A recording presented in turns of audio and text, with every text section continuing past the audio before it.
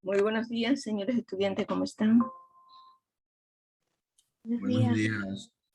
Buenos días, doctora. Bueno, hoy día vamos a realizar la actividad del debate. Veo que todavía faltan como 6 estudiantes en el aula, pero espero que vayan incorporándose. Y bueno, pues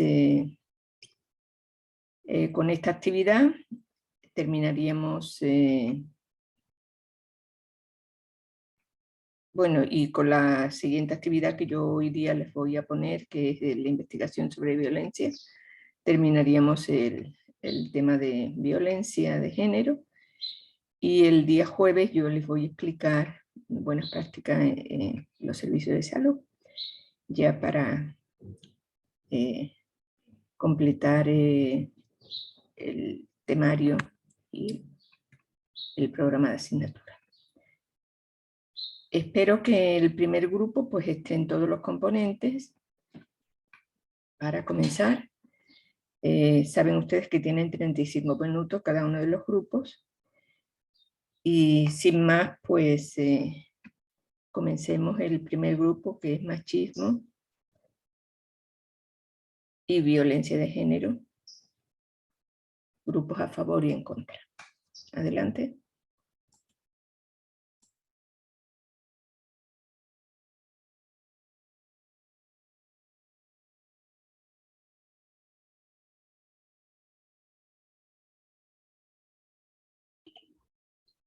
Ante las atrocidades tenemos que tomar partido. El silencio estimula al verbo. Elie Wiesel, Nobel de la Paz, 1986. Buenos días, doctora y compañeros. El día de hoy vamos a realizar lo que es el debate y nuestro tema principal va a ser lo que es el machismo y la violencia de género. Bueno, antes de comenzar, me gustaría primero dar una pequeña definición de lo que es el machismo y lo que es la violencia de género. Se puede definir el machismo como una ideología que defiende y justifica la superioridad y el dominio del hombre sobre la mujer.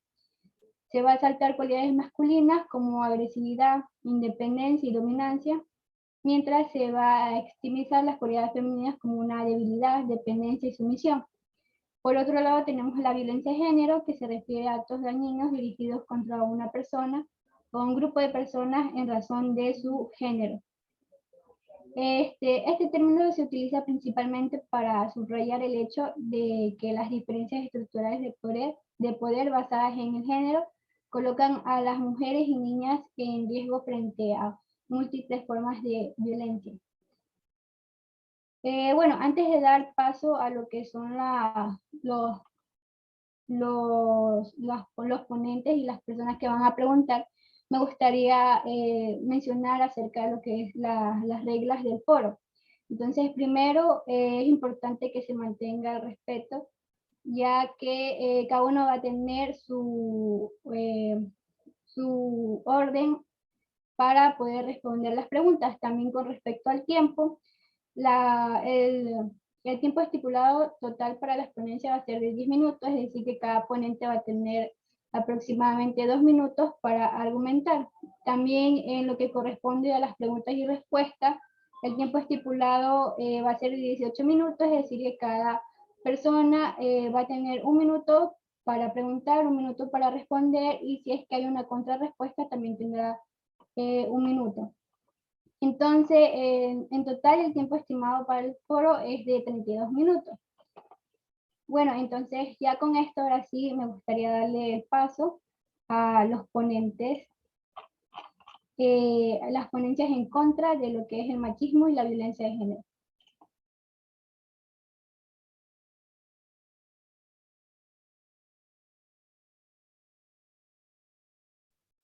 Ya, como primer punto, una cosa que más ha contribuido a lo que sería la subordinación de la mujer ha sido la ignorancia que ha estado sometida durante muchos siglos, ya que la privatizaron de lo que sería el acceso a la educación e incluso a la información.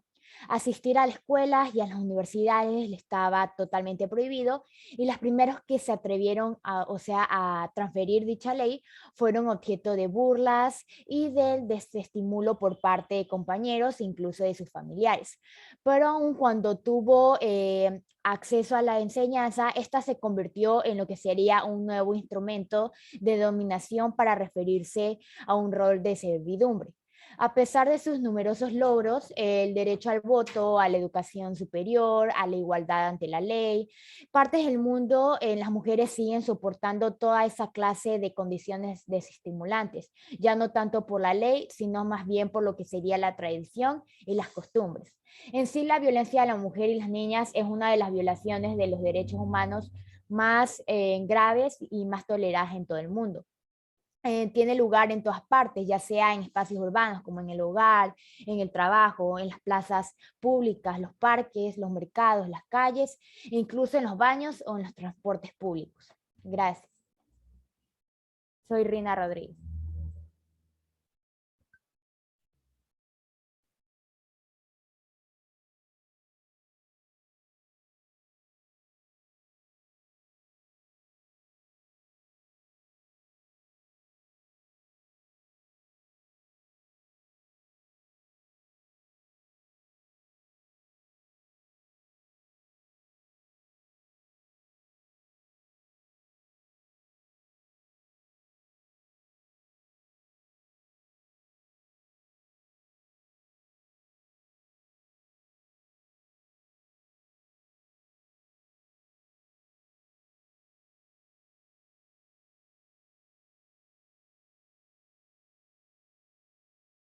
Dale, Carol. Creo que la compañera Carol tenía el micrófono apagado. Ay, sí, disculpe. Ya, es que se adelantaron también en la diapositiva. Ya, ahora sí. Sobre el machismo y la violencia de género en la familia. Como lo dije, pero no se escuchó, también existen violencia, machismo dentro de la familia. Esto ocurre cuando que el hombre solamente, tiene el poder o también se puede decir así que mandar o tener la ley solo él. Esto también puede ocurrir también puede afectar tanto física como sexualmente. En la física puede ser verbal, puede afectar psicológicamente, puede afectar hacerle daño más claro, y también puede existir lo que es la violencia sexual, porque en la violencia sexual, ya que el hombre, por decirlo así, no sé si suena vulgar, él tiene necesidad, pero la mujer no quiere acceder a eso, el hombre ya obliga más claro a la mujer a tener esa dicha necesidad sexual, pero la mujer no. Esto también puede ocurrir tanto física como sexual.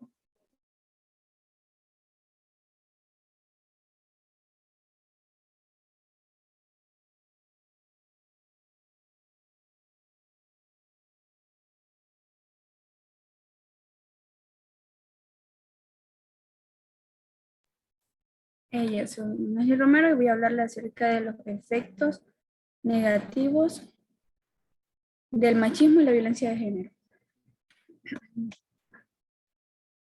Según el Plan de Erradicación de Violencia de Género en la primera fase del 2010-2011 en Ecuador, el machismo es violencia. Es un sistema de valores irracionales que exalta ciertos tipos de conducta por considerarse alternamente masculinos, que tienen por fundamento la supuesta superioridad de la masculinidad a diferencia de niveles, y por lo consiguiente considera a lo femenino como inferior. La violencia, la violencia de género acarrea costos más allá del sufrimiento no visible y del impacto de la calidad de vida y bienestar, que incluye aquellos costos que sobreviven y su familia vive, que en él sobreviven y que su familia vive, debe asumir a nivel de la salud como física y mental. También en el trabajo, y así como el efecto que este tiene en lo que son los niños, adolescentes, entre otros. Como ejemplos de los efectos y consecuencias que tenemos, podemos mencionar lo que son las lesiones como fracturas, hemorragia, así como enfermedades físicas de larga duración, enfermedades mentales como la depresión, ansiedad, desórdenes alimenticios, estrés postraumático, también tenemos lo que es el intento de suicidio. También tenemos lo que es el abuso de sustancias debido a esto, como el alcohol, habilidades como deficiencia para el funcionamiento social, aislamiento y marginación, muertes, también tenemos muertes de las personas que son agredidas y los de su alrededor, como las madres y sus hijos. ¿Y qué más les podría decir? Homicidios, suicidios. Y más allá de estos efectos directos a corto plazo, los niños que son testigos de la violencia tienen más probabilidades a presentar problemas emocionales y en la conducta, un déficit en el desempeño escolar, así como están en riesgo de cometer o experimentar más adelante en un futuro la violencia. Gracias. Ok, muchas gracias por su participación. Ahora me gustaría darle el paso a los ponentes a favor del machismo y la violencia de género. Bueno, yo soy Eduarda Rodríguez y les voy a dar el primer ponencia a favor. Bueno, primero, lo que refiere a una cultura machista hace que los hombres... No se le oye. Aló. Aló.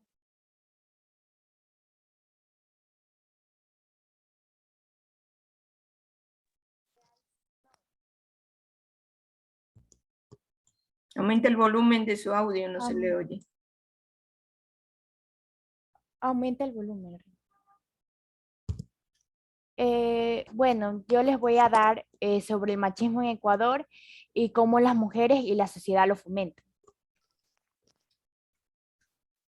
Bueno, primero, lo que es una cultura machista va a ser que los hombres sientan que deben actuar como tal, porque van a hacerlo según lo que son los estereotipos de cómo es su género y van a ser recios a lo que es mostrar lo que es la vulnerabilidad.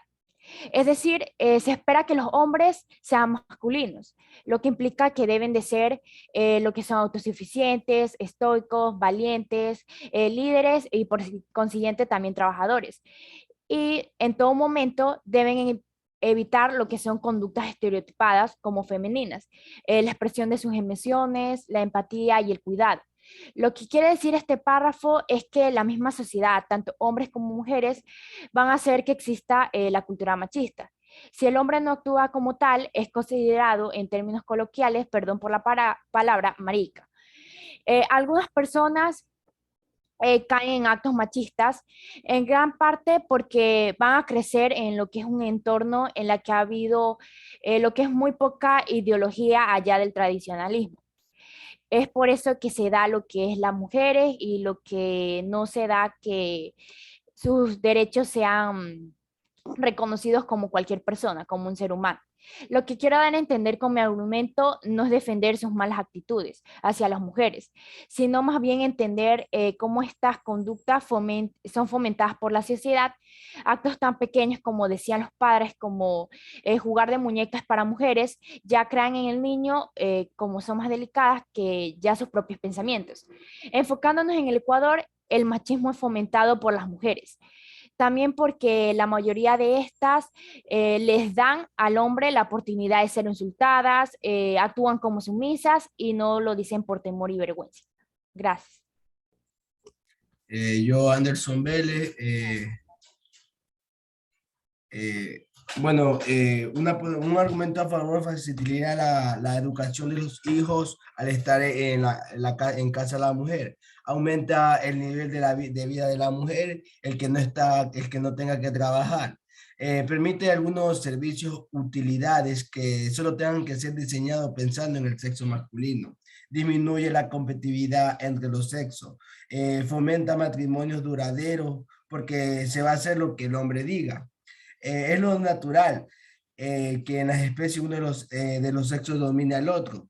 El machismo es algo que viene desde la antigüedad, desde hace miles de años. O sea, podemos leer las historias de la Biblia y encontraremos que casi absolutamente todo gira alrededor de los hombres. El machismo en realidad refleja la construcción cultural de la identidad de hombres y mujeres sobre la referencia biológica del sexo, a partir de la cual se asignan funciones y roles para unos y otras. Y así ser el hombre conlleva parte de su identidad, las funciones de lo que son protección y sustento de la familia, y ser mujer las de la maternidad y cuidado. Y desde esos roles se crean los hombres y la idea de posesión, de aquello que proteja y se mantenga. Mientras que las mujeres se crea la idea de sumisión y quien se proteja y también se mantenga.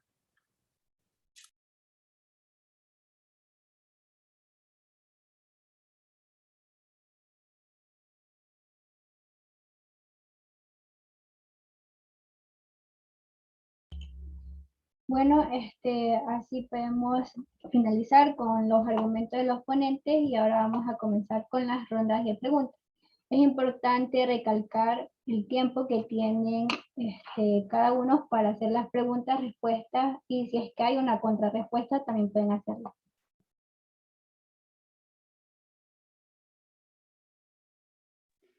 No, mi nombre es María Cedeño y voy a comenzar haciendo las preguntas al grupo en contra. La primera pregunta es, si la mujer tiene ideas marianistas y esto hace que se sienta superior, ¿no debería ser este uno de los motivos para que el hombre deje de ser sumiso con ella? Soy Nancy Romero y respondiendo a tu pregunta, en el caso de las ideas marianistas, pudieron haberse desarrollado en un entorno, en una figura femenina, la cual estuvo en un ambiente dominado por el machismo, perdón. Así esta idea puede ser tomada como un tipo de resguardo para esa persona. Entonces esto quiere decir que no es la razón para que se ejerza el machismo.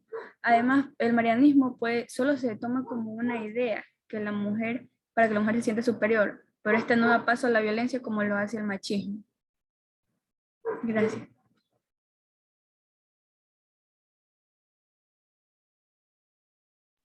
Bueno, nomás para acotar como una contrarrespuesta, cabe recalcar que nada justifica la violencia. Sin embargo, esta idea de que la mujer se sienta superior por ciertos hechos, como lo es poder engendrar, sí hace que cause conflictos con lo que es el hombre. Sin embargo, estos actos suelen ser minimizados por el mismo hecho de que a la persona que se le hace es a un hombre. Ya, ahora a continuación con la siguiente pregunta es, ¿por qué no toman en cuenta el hecho de que la mujer también puede fomentar el machismo al basarse en los estereotipos de la sociedad y aplicarlos en la crianza de sus hijos? Bueno, soy Rena Rodríguez, contestando a tu pregunta. Aunque no lo queramos aceptar, yo considero que los estereotipos hacen parte de lo que sería la naturaleza humana. Con frecuencia, si bien es inconscientemente, pero aún así seguimos categorizando a las personas en grupos o tipos particulares, en gran parte para simplificar lo que es el mundo que nos rodea.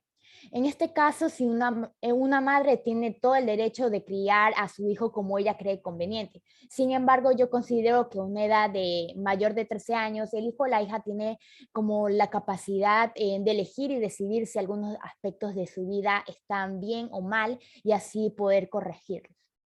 Gracias.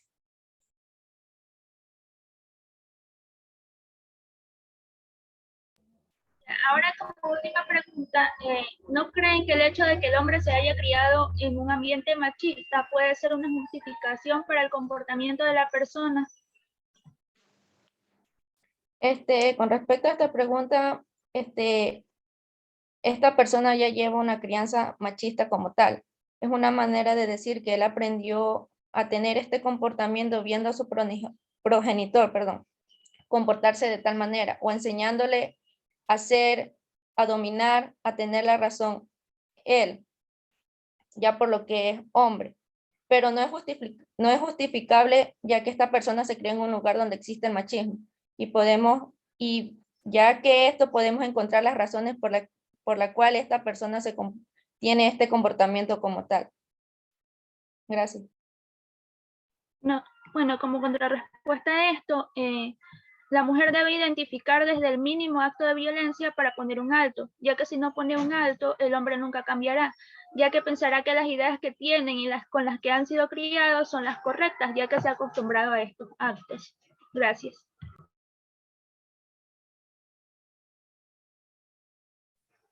Soy Daniela Ruiz y a continuación voy a presentar una serie de preguntas al grupo a favor.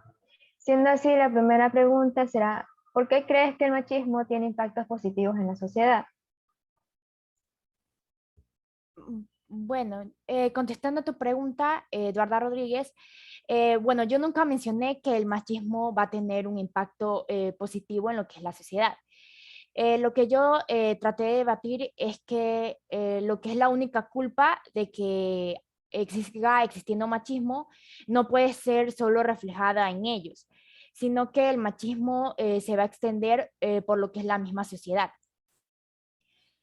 Inclusive por lo que son las mismas mujeres, debido a que ellas van a cumplir lo que es un rol de sumisas y se van a dejar someter.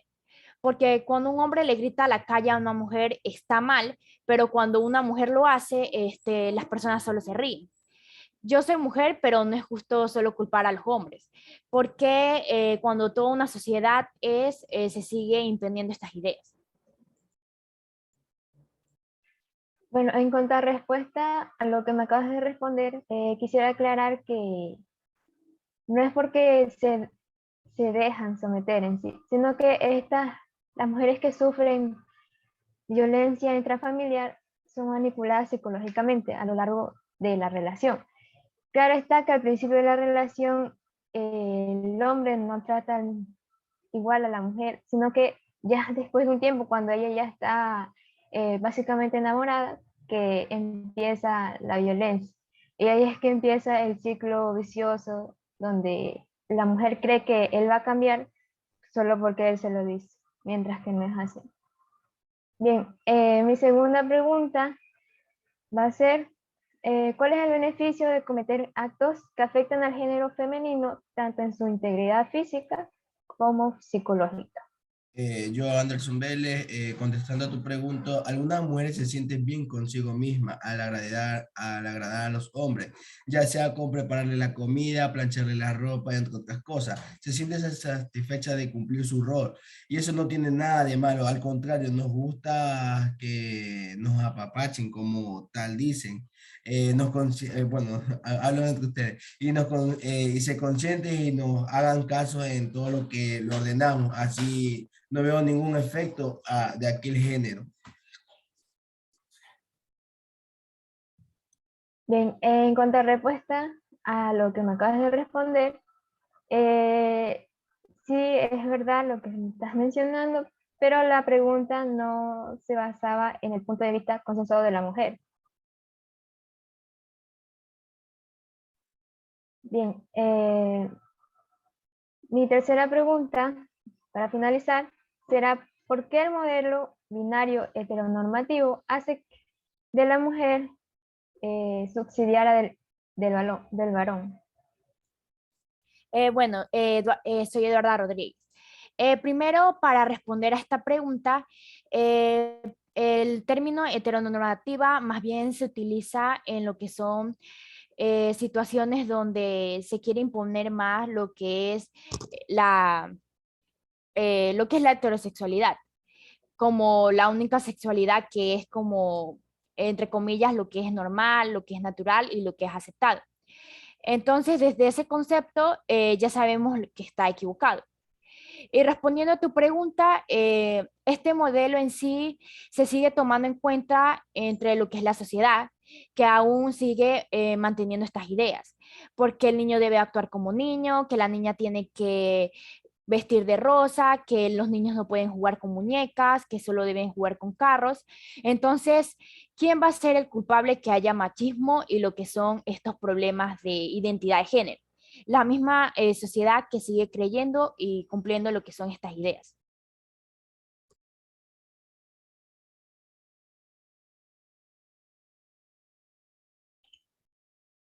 Bueno, entonces, de esta manera concluimos lo que es el debate acerca del tema machismo y violencia de género.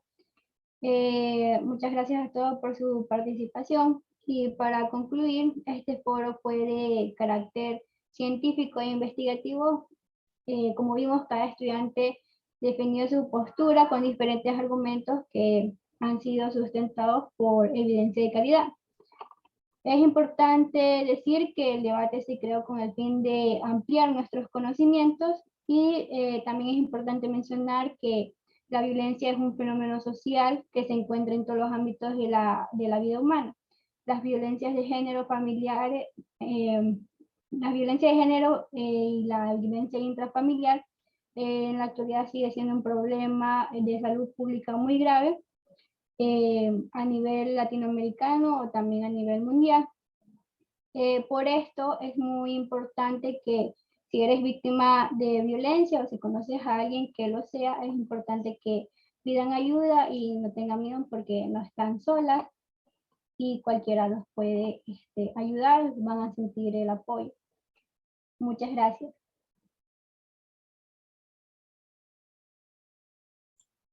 Bueno, gracias al primer grupo.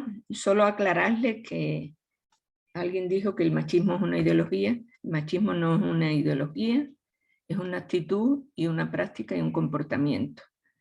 Entonces eso debemos de tener claro, que el machismo no es una tendencia, no es un movimiento, no es un partido, no, es un comportamiento y una actitud de ciertas personas.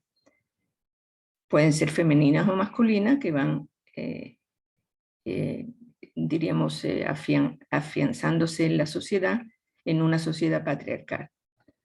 Bueno, vamos al segundo tema que tiene que ver con el matrimonio igualitario y la adopción de hijos.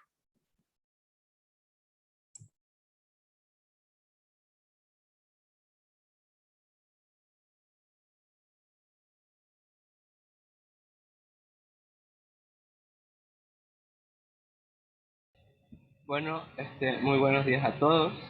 Yo en este caso soy su moderador y vamos a empezar el debate del día de hoy sobre el tema del matrimonio igualitario y en conjunto vamos también a hablar de la adopción de hijos.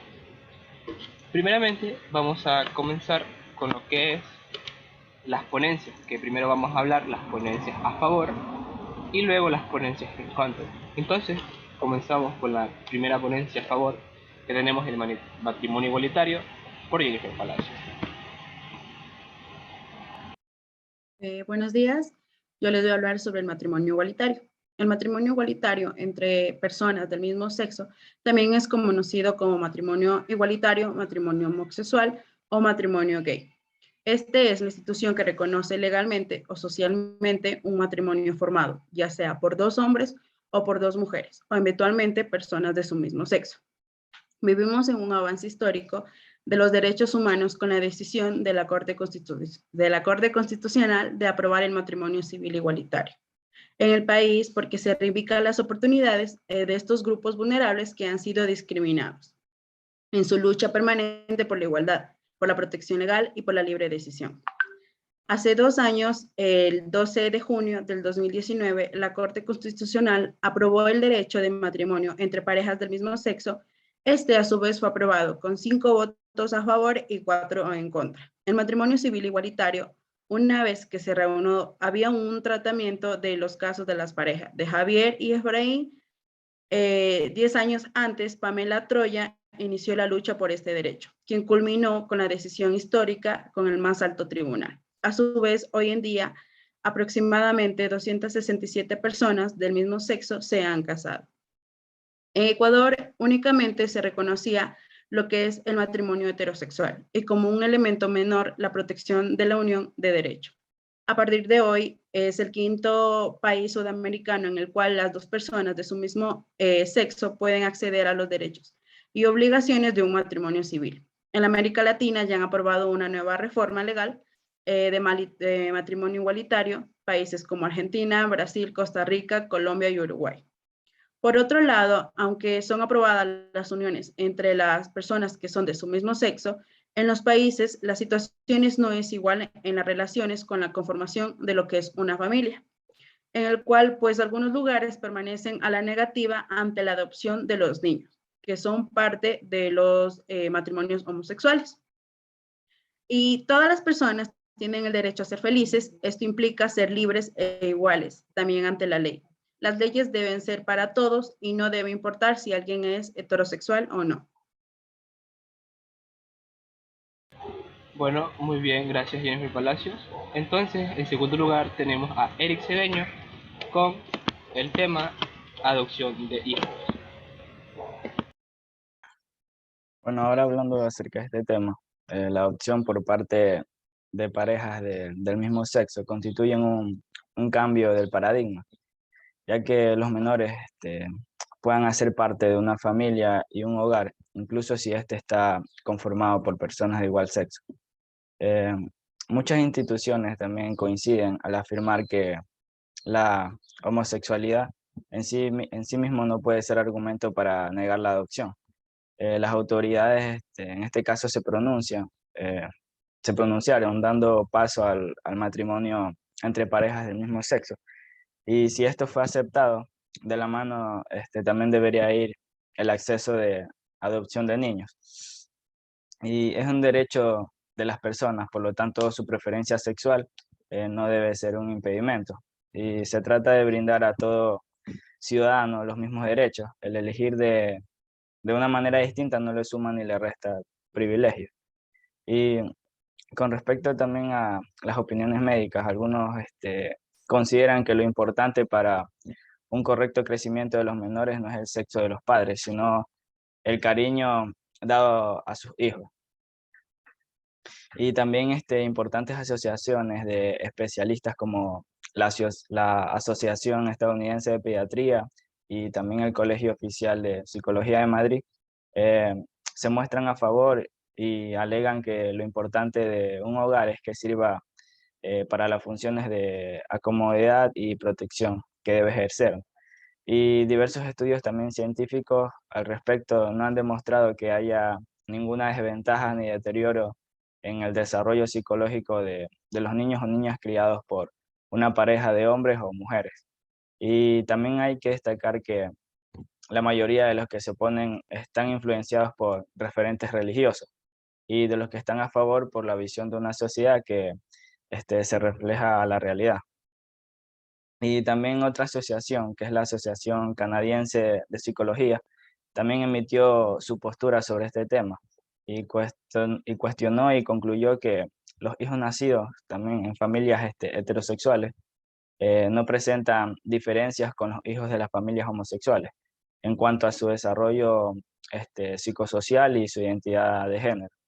Y también esta misma asociación firma con base en estudios realizados que los niños nacidos con uno o dos padres homosexuales tienen un funcionamiento emocional, cognitivo, social y sexual, igual que los niños cuyos padres son heterosexuales.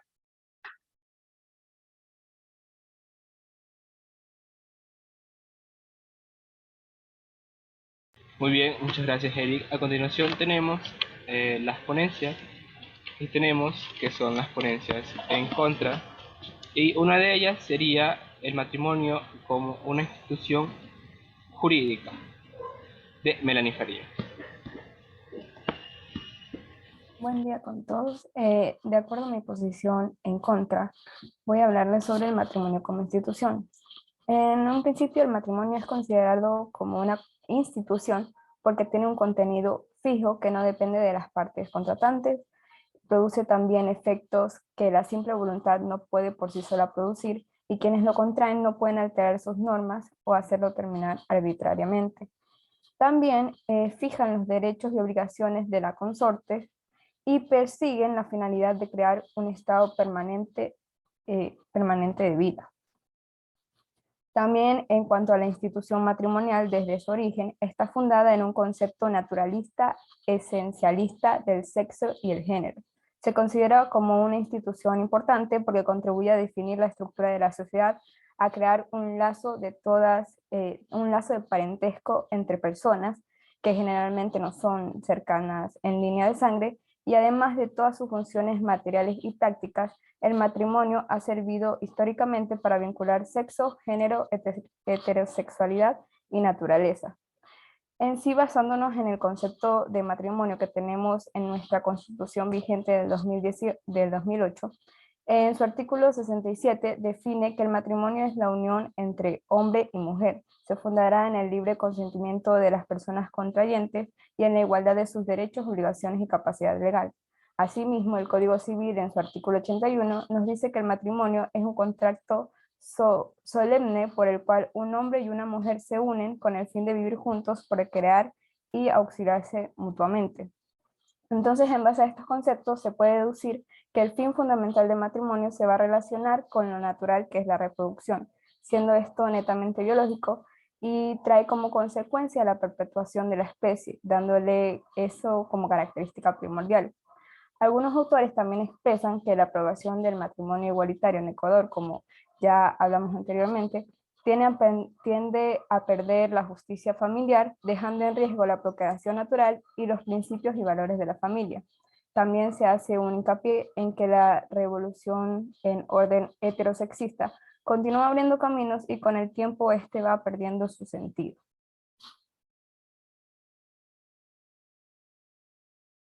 Bueno, muchas gracias, Melanie Farías. Y por último, para la última intervención que tenemos en la última ponencia en contra, tenemos lo que sería la adopción homoparental y su perjuicio de los menores por David Licoa. Bueno, sí, siguiendo con las ponencias, daré mi punto de vista en contra de la adopción homoparental y su perjuicio en los menores. Entonces puedo decir que el niño o niña, en este caso, al encontrarse en un ambiente ajeno a la realidad social, puede sufrir alteraciones en su personalidad al observar que sus padres o madres son del mismo género. Además, esta conducta de quienes están criando a un niño desalienta la conformación tradicional e ideal de la familia, lo cual lleva de manera implícita la procreación. En cuanto a los estudios que se han podido realizar, podemos mencionar el estudio que realizó la psicóloga y psicoanalista Verónica Bronstein, quien nos da a conocer que el ser humano aprende de sus cuidadores desde muy pequeño, esto gracias a la imitación e intercambio afectivo. Señala también un ejemplo en cuanto a los juegos de la infancia, que se basaba en una serie de información adquirida desde pequeño, como se veía en esos tiempos donde los niños y niñas de 2 años, ellos jugaban a lo que es la mamá y los papás. Ellos reproducen y repiten la forma en la que se relaciona con sus padres. Entonces podemos decir que una palabra importante que es la identificación. Esta identificación es un proceso normal y necesario para la construcción de la personalidad, ya sea asumir la maternidad y la paternidad. Y los modelos que se interiorizaron desde la infancia, esto vuelve a cobrar vital importancia, por lo cual esta imitación se lleva a cabo a pesar de que los padres les ordenen que no realicen ciertas conductas, porque los menores son una copia fiel de la personalidad de los progenitores. Es decir, si bien es cierto, nuestros padres no dicen cuáles son las cosas malas que no deberíamos hacer, pero ellos hacen dichas cosas malas que no sirve mucho que lo mencionan que ellos, porque ellos lo hacen. Por lo tanto, ellos van a aprender todas las cosas positivas, pero también hace suya su manía y defecto de aquello. La principal idea o postura en contra de la adopción homoparental vista desde la ciencia de la psicología consiste en la imitación que podría efectuar los adoptados, es realizar la misma conducta de sus padres o madres, dado por los hechos que estos menores optarán por tener la misma tendencia en cuanto a la homosexualidad, por lo que no se definirá su personalidad en sí, debido a que son los mismos padres adoptivos quienes están dando el ejemplo a seguir. Gracias. Bueno, muchas gracias, David Licoa. Luego tenemos las que vienen siendo algunas preguntas y respuestas que tenemos en este grupo. ¿Alguien desea hacer el primer paso, la primera pregunta? Buenos días, yo. Mi primera pregunta va dirigida para el compañero David Licoa, ya que él habló sobre la adopción homoparental y su perjuicio en los menores. Bien, al hablar de falsos modelos de estructuras y malos ejemplos dados dentro de la familia, resulta discriminatorio si lo llegamos a asociar a las adopciones homoparentales y grupos LGBTI, ya que existen niños y niñas que crecieron en el mejor de los ambientes familiares, pero sin embargo, en lo que viene siendo su crecimiento, eligieron ser violentos, homosexuales, entre otras cosas más, lo que corresponde a una situación incierta en lo que vendrá siendo este tema en la vida de de los menores. Entonces, habiendo expuesto lo anterior y añadiendo que la homosexualidad a día de hoy es tan normal como cualquier otro tema, compañero, ¿usted considera que está correcto dejar sin hogar un bebé porque sus adoptantes son homosexuales? Bueno, sí, en cuanto a la pregunta que me acaba de formular la compañera Alison, bueno, desde mi punto de vista no está bien por el hecho de que se da una discriminación hacia las personas homosexuales.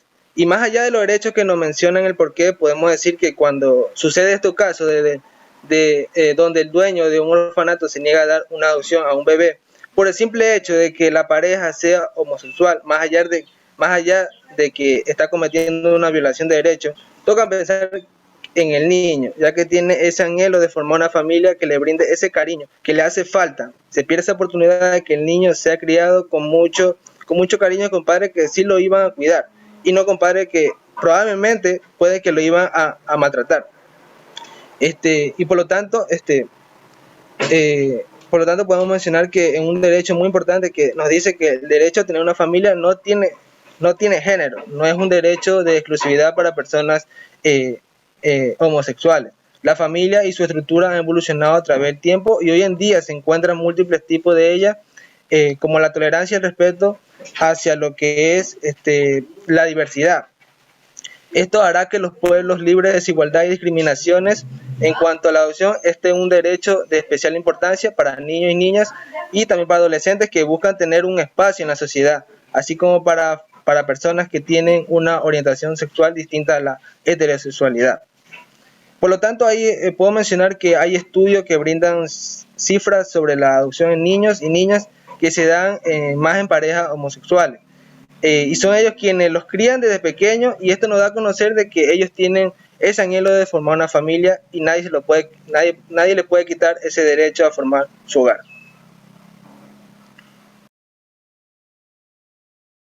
Bueno, muchas gracias. La segunda pregunta que tenemos también vendría siendo de Alison Zambrano. Por favor, continúe. Bien, como segunda pregunta, por lo general, las relaciones entre dos personas de un mismo sexo son una muestra de amor en abundancia. Entonces, ¿estamos dispuestos a negarle a un bebé la posibilidad de un hogar lleno de amor?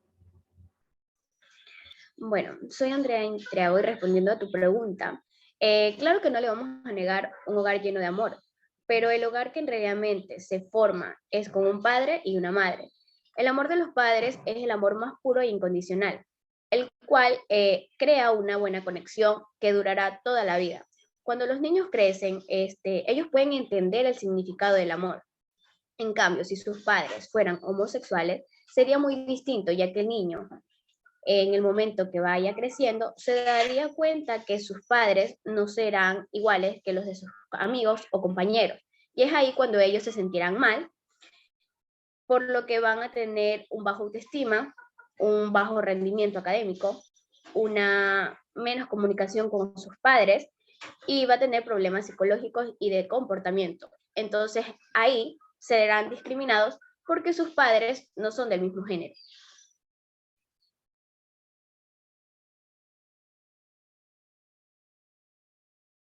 Muy bien, muchas gracias.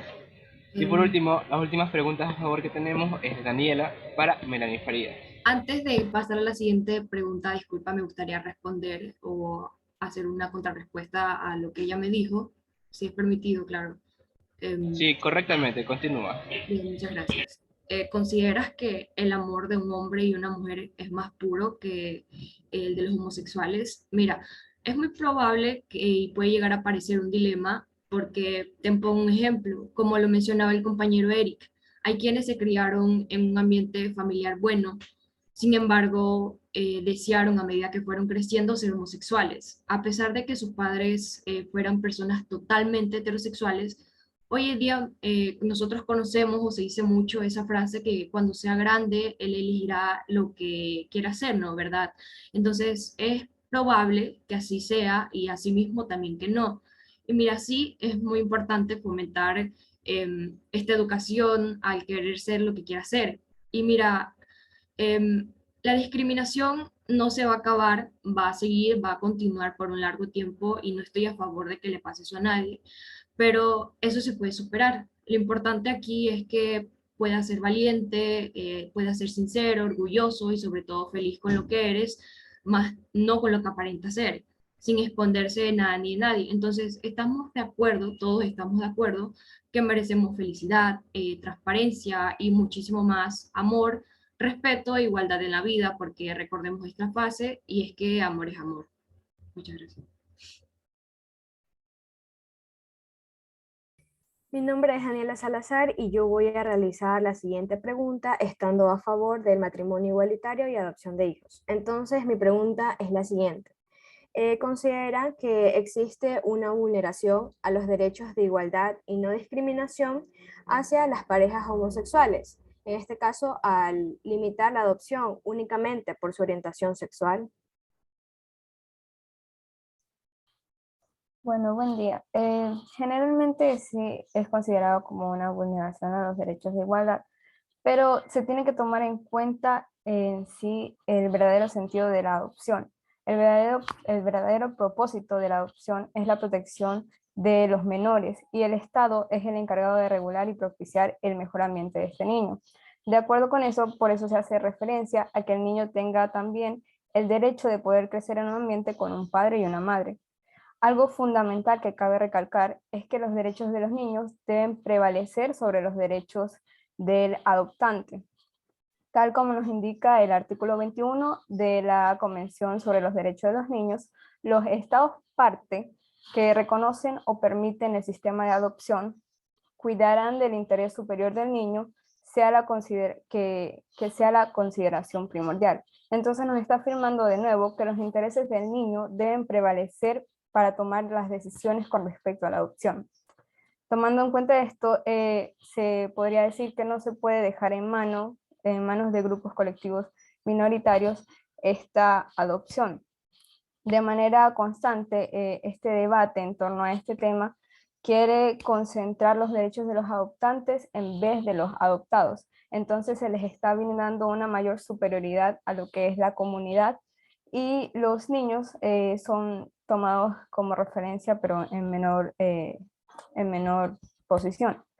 También en cuanto a hablar sobre que el Estado es el encargado de proporcionar una familia ideal, se va a tomar en cuenta que el rol de la mujer y el hombre es considerado irreemplazable y de cierta forma se va a aludir a recuperar lo que se ha perdido, que viene a ser un padre y una madre. Bueno, muy bien, muchas gracias. ¿Alguien Un que momento. desea contraargumentar esta ponencia? Sí, yo le iba a hacer la contrarrespuesta a la compañera. Bueno, como mencionamos que en estas circunstancias donde el matrimonio igualitario y la adopción por parte de este, hay que recalcar que esto va a recaer y va a limitar de forma negativa directamente sobre los derechos, tanto de las parejas homosexuales como de los niños que esperan a ser adoptados. No se está tomando como prioridad solo los derechos del adoptante, sino de ambas partes. Como sabemos, todos tenemos derecho a formar una familia y también ser parte de una. Esto no es solo un derecho exclusivo para las personas heterosexuales. Por lo tanto, aquí estaríamos hablando sobre la vulneración de estos derechos, porque en sí se estaría discriminando a las parejas homosexuales, donde en ellos no se estaría practicando la igualdad. Además que se estaría negando a los niños, a las niñas y adolescentes que desean o aspiran ser adoptados a tener una familia que les pueda brindar el cuidado, un cariño y también protección que ellos necesitan para poder crecer de una forma adecuada, tanto física como emocionalmente. Y como ya lo dije anteriormente, no existe ninguna evidencia que demuestre que un niño o una niña se ve afectado por crecer bajo una familia homoparental que es distinta al modelo clásico tradicional que está impuesto por nuestra sociedad.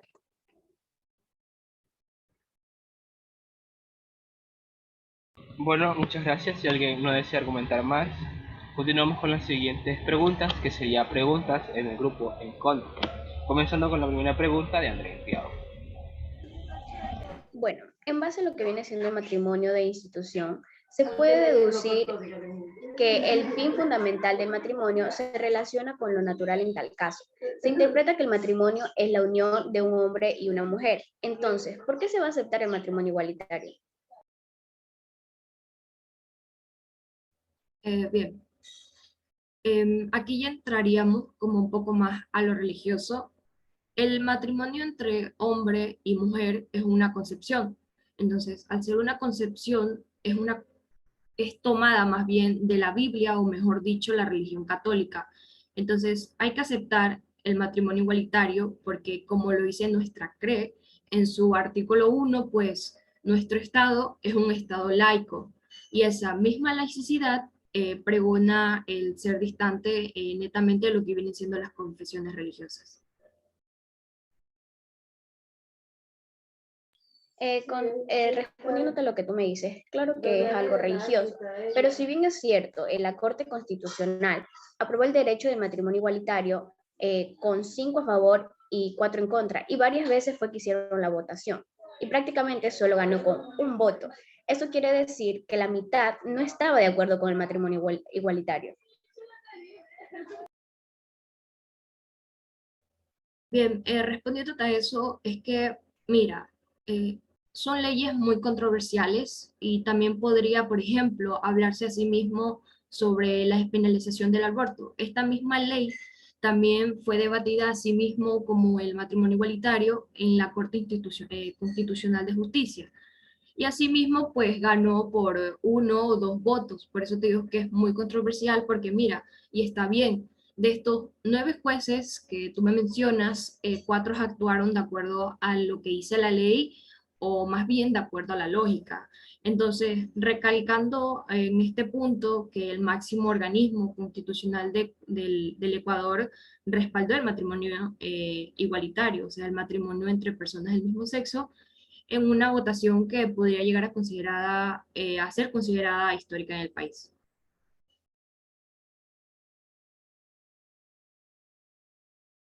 Bueno, muchas gracias. Si no hay más argumentos, pasemos a la siguiente pregunta, que va a ser de Andrés Triago. Bueno, además de que estas conductas desalientan la conformación tradicional e ideal de la familia, la cual lleva de manera implícita la procreación, ya que, ¿cuál sería la crianza y el desarrollo de los niños si los padres son homosexuales? ¿Ellos generarían falsos modelos familiares? Respondiendo a tu pregunta, el hecho de que un niño o una niña crezca bajo los cuidados de una familia homosexual o una familia homoparental no significa que los niños van a tener una idea de un falso modelo familiar. Como bien sabemos, actualmente los niños y las niñas viven en un mundo donde existen hombres y mujeres, y por lo tanto tienen la oportunidad de conocer a qué categoría pertenecen.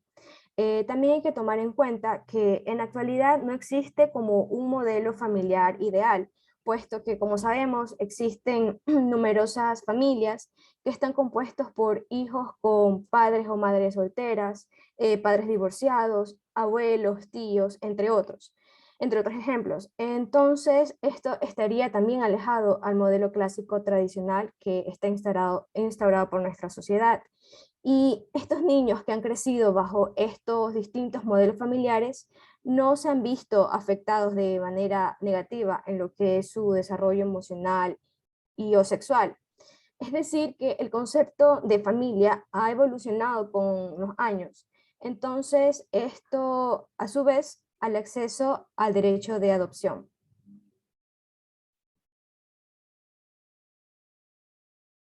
Bueno, si nadie decide contraargumentar, continuamos con la última pregunta que tenemos, es dada por Melanie Faría. Bueno, en base a la última pregunta, la pregunta hacia el grupo a favor sería, en base a la adopción homoparental, ¿el menor adoptado es propenso a desarrollar conflictos de personalidad y a estar expuesto a la discriminación? Bueno, respondiendo a tu pregunta, como ya antes lo expuse, la Asociación Canadiense de Psicología emitió ya una postura sobre este tema y concluyó que los hijos nacidos con familias heterosexuales no presentan diferencias con los hijos de familias homosexuales en cuanto a su desarrollo psicosocial y su identidad de género. Y también esta misma asociación afirma, con base ya en estudios realizados, que los niños nacidos con también uno o dos padres homosexuales tienen un funcionamiento emocional, tanto cognitivo, social y sexual, igual que los niños cuyos padres son heterosexuales.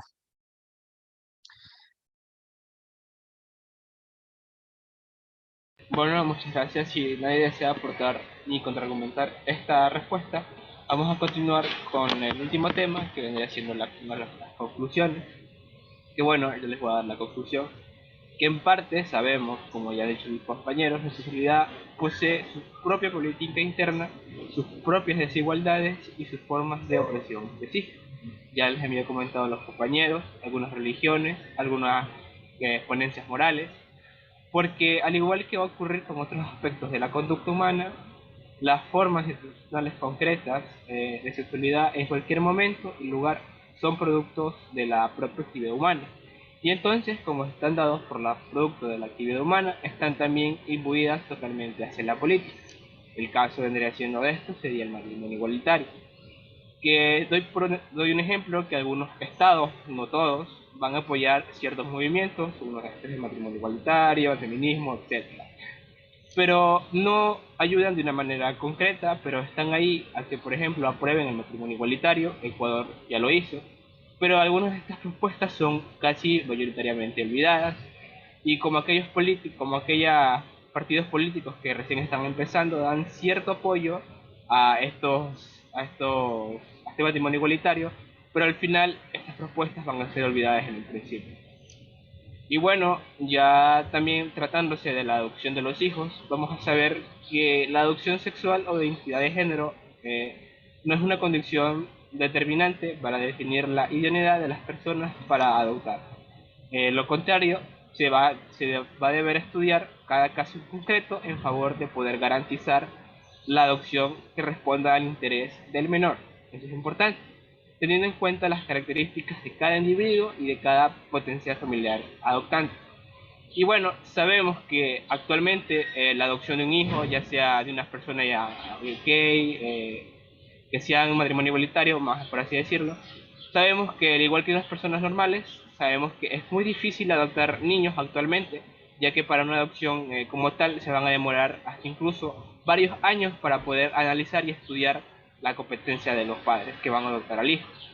También tenemos, como dijo Eric Cedeño, que agentes religiosos van a destacar que se van a oponer a estas influencias por estos referentes religiosos. Y ya por último, tomando en cuenta lo que dijo la compañera Jennifer, todas las personas tienen derecho a ser feliz y esto implica ser libres e iguales y también ante la ley. Las leyes deben ser por lo todo y no debe importar si alguien es heterosexual o no.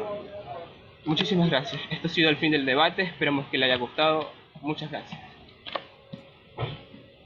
Bueno, muy bien. Muchas gracias al segundo grupo. Han terminado a tiempo, a la hora prevista.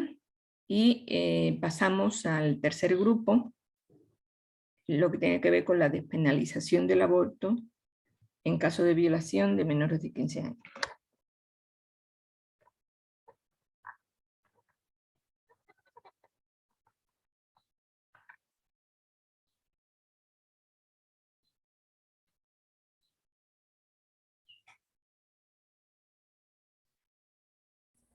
Bueno, buenos días con todos. A continuación vamos a empezar con el debate, cuyo tema mencionado es la despenalización del aborto en violaciones de menores de 15 años. Como punto inicial, aclaramos que el aborto es la terminación de un embarazo, es decir, la muerte o expulsión del feto antes de los 5 meses de embarazo, en un momento en el que el feto o embrión no es capaz de sobrevivir fuera del útero materno. Para empezar, vamos a dar a conocer las ponencias a favor. Primero vamos a contar con la intervención de la alumna Tali Romero. Ya. Buenos días con todos. Yo les voy a hablar acerca de la despenalización del aborto en menores de 15 años. El aborto forma parte de lo que es la medicina reproductiva y no puede ni debe ser su antítesis. El aborto es necesario y no es un mal, sino un bien social.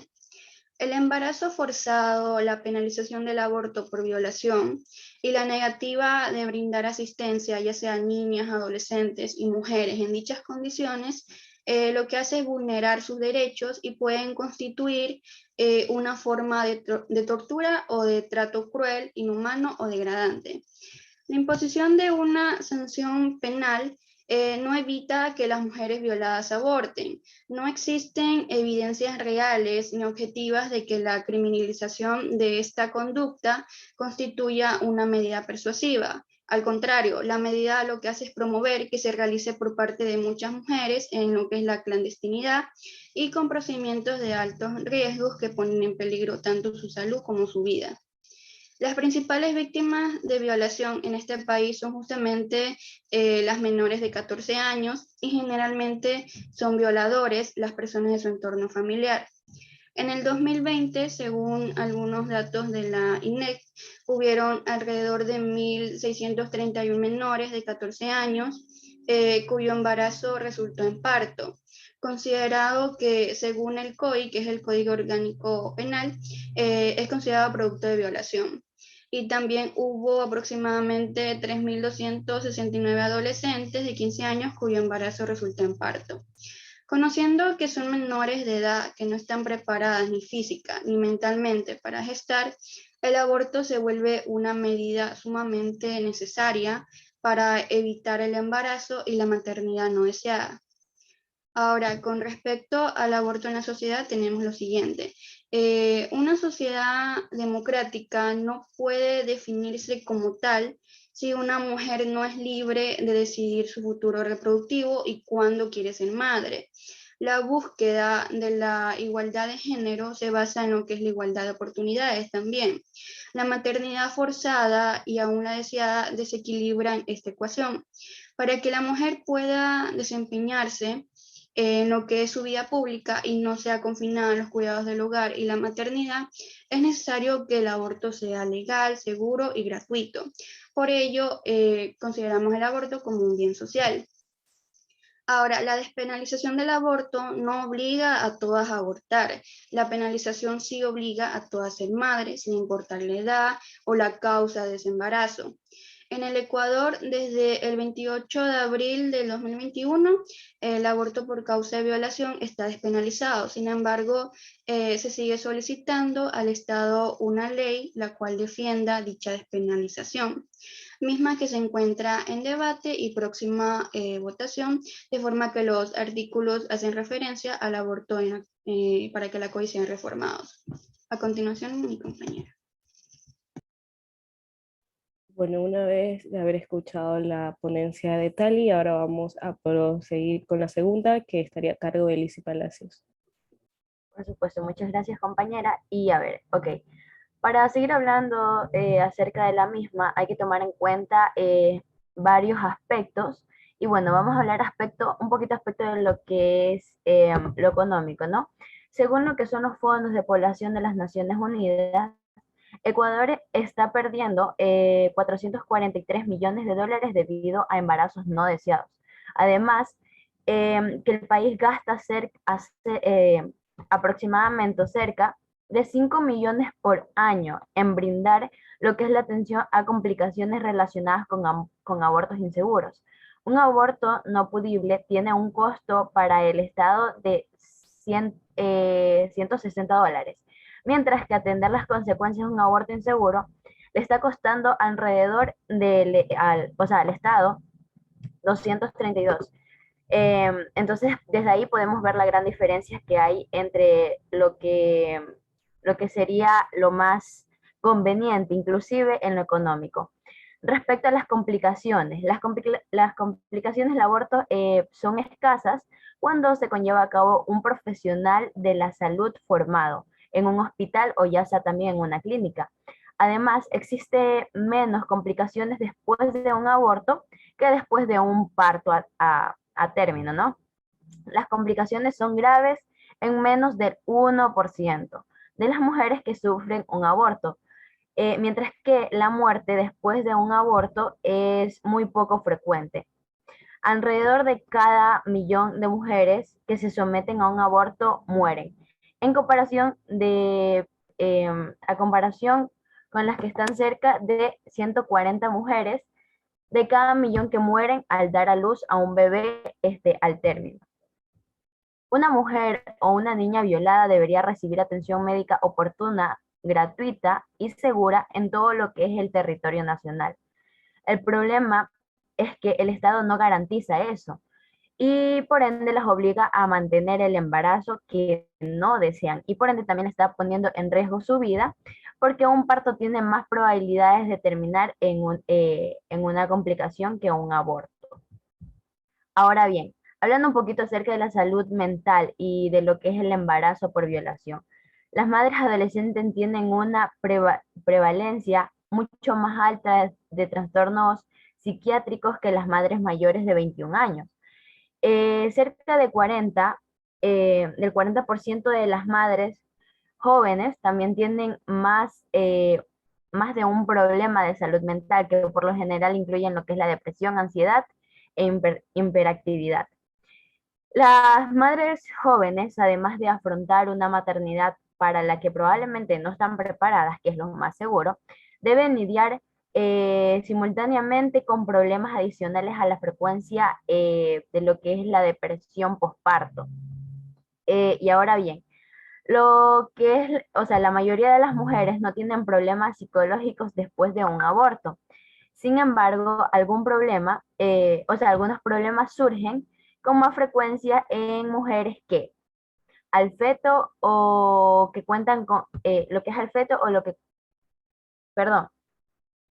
en mujeres que tienen síntomas psicológicos antes del embarazo, estaban frecuentemente apegadas al feto o que cuentan con un apoyo social limitado o se sienten estigmatizadas por su entorno. A esto último hay que sumarle también que el acompañamiento que en el Estado debe otorgar ya sea a la niña, adolescente o persona gestante que realice el aborto. Muchísimas gracias. Bueno, para seguir con la última de las ponencias a favor, vamos a tener la intervención de nuestra compañera Camila Gilera. Muy buenos días, compañeros. Una vez hablando de lo que ya se refiere a lo que es lo psicológico, las complicaciones, lo económico, lo que es lo social y definiciones como tal, voy a referirme al Pacto Internacional de los Derechos Civiles y Políticos. Esto considerando que Ecuador pertenece a la ONU desde el año 1950. Este pacto fue decretado por el Comité de Derechos Humanos y voy a hacer referencia al punto 8 del primer apartado del pacto, cuyo nombre es Consideraciones Generales. Aunque los estados parte puedan adoptar medidas para regular la interrupción voluntaria del embarazo, estas no se deben traducir en la violación del derecho a la vida de la mujer o de la niña embarazada, ni de los demás derechos que se le van a reconocer dentro de este mismo pacto.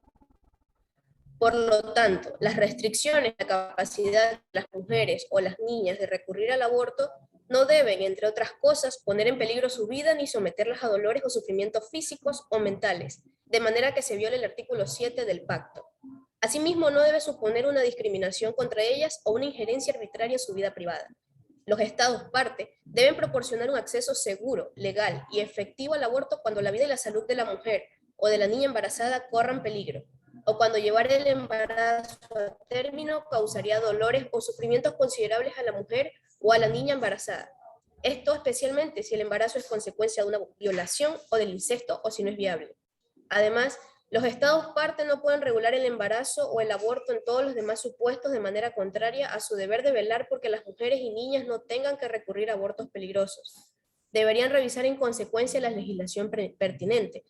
En esta parte voy a hacer un paréntesis, puesto que la legislación pertinente dentro del Ecuador es lo que se encuentra dentro del Código Orgánico Integral Penal, que es el artículo 150, donde se declara penal el aborto siempre y cuando no esté la causal violación en personas gestantes con discapacidad. Bueno, continúo. No deberían adoptar medidas tales como la penalización del embarazo en las mujeres solteras o la aplicación de sanciones penales a mujeres y niñas que se sometan a un aborto. Ni excepción para ellas, ya que así las mujeres y niñas se verían obligadas a recurrir a abortos en condiciones de riesgo, que es lo que mayormente pasa. Los estados parte deberían eliminar los obstáculos existentes al acceso efectivo de las mujeres y las niñas a un aborto sin riesgo y legal, incluidos los derivados del ejercicio de la objeción de conciencia por proveedores individuales de servicios médicos. No deberían introducir nuevas barreras. Los estados parte deberían proteger eficazmente la vida de las mujeres y las niñas contra los riesgos para la salud mental y física asociados con los abortos practicados en condiciones de riesgo. En particular, deberían garantizar el acceso de mujeres y hombres, y especialmente niños y niñas, a información y educación de calidad basada en datos empíricos en materia de salud sexual y reproductiva, así como una amplia gama de métodos anticonceptivos asequibles y prevenir la estigmatización de las mujeres y niñas que recurran al aborto. Por último, los estados partes deberían garantizar a las mujeres y a las niñas y a las personas gestantes una atención sanitaria prenatal y posterior al aborto de calidad, en todas las circunstancias y de manera confidencial, así como el acceso efectivo a esa atención. Y con esto finalizamos nuestra ponencia a favor de la despenalización del aborto en violaciones ocurridas en menores de 15 años, con un producto que sería el embarazo. Bueno, una vez escuchadas cada una de estas ponencias a favor acerca de lo que es la despenalización del aborto en violaciones de menores de 15 años, ahora vamos a escuchar aquellas ponencias que están en contra. Le doy el paso a mi compañero Leonidas Alcibar. Bueno, empezamos rápidamente con lo que viene siendo ponencias en contra de la despenalización del aborto.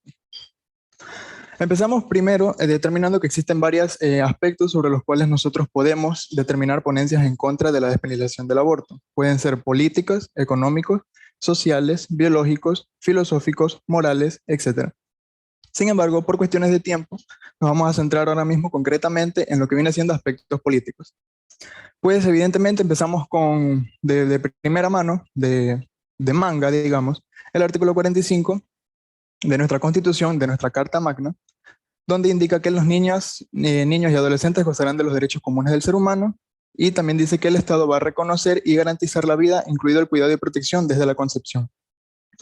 Esto de aquí tiene repercusión, pues resulta que este artículo va a presentar concordancias con la ley interna, con lo que viene siendo la propia Constitución, el Código Civil, Código de la Niñez y Adolescencia, Ley de Maternidad, etc.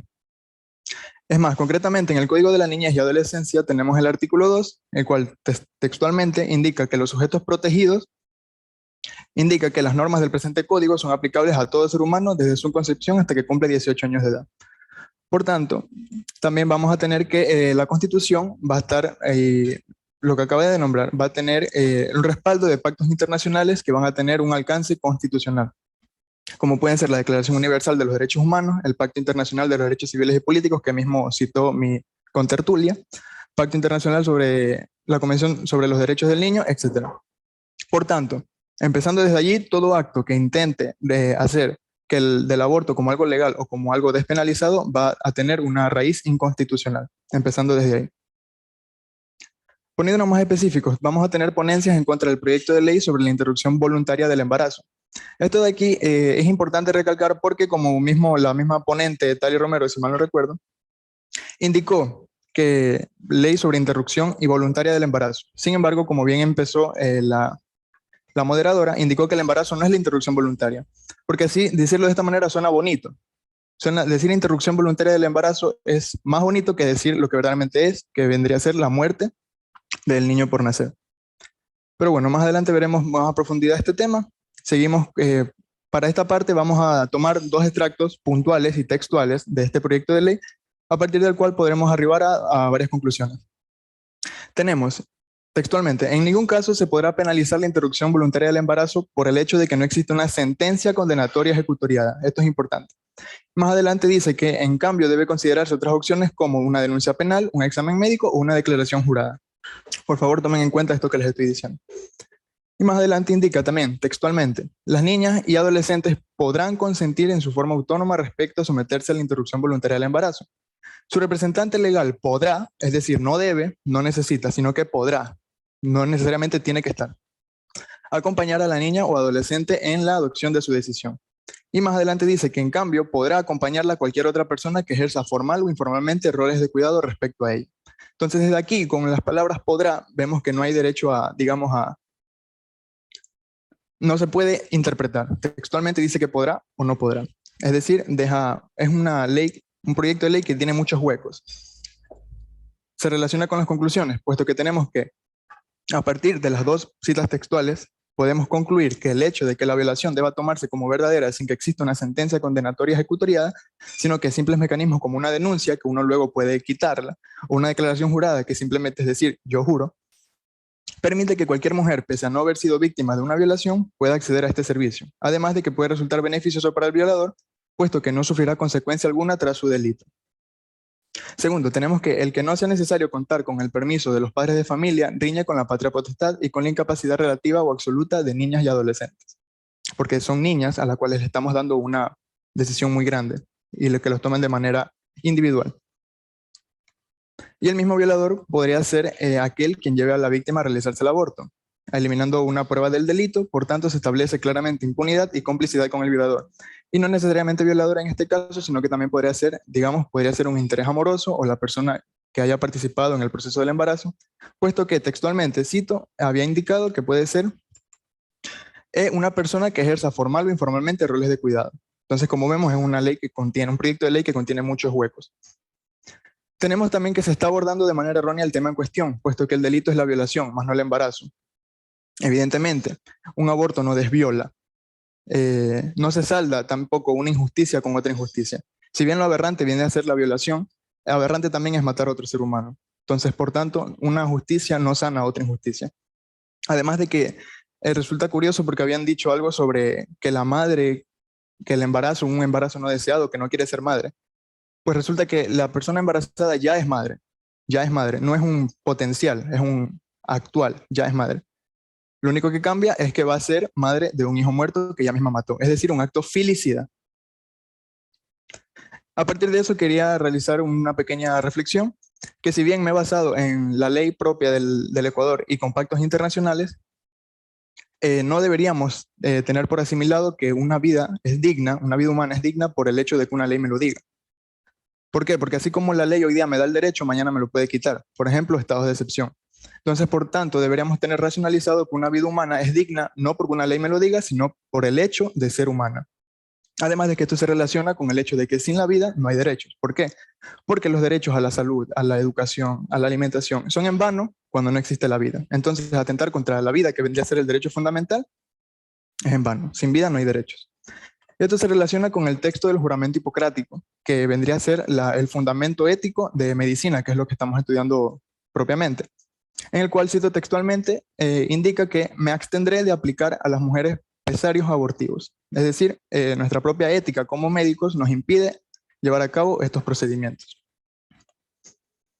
Tenemos también que el deseo de legalizar el aborto en países donde no lo está no es producto de una especie de conciencia social para el apoyo de la mujer. No se trata de una revolución, sino más bien de un proyecto de ingeniería social muy bien respaldada política y económicamente.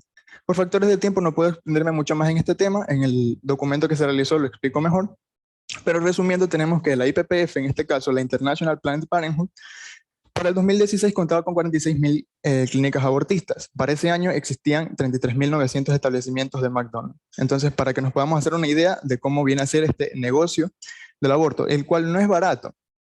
Recién indicó la compañera Lizzie que el Estado gastaba $160 en un aborto, perdón, en un embarazo no deseado.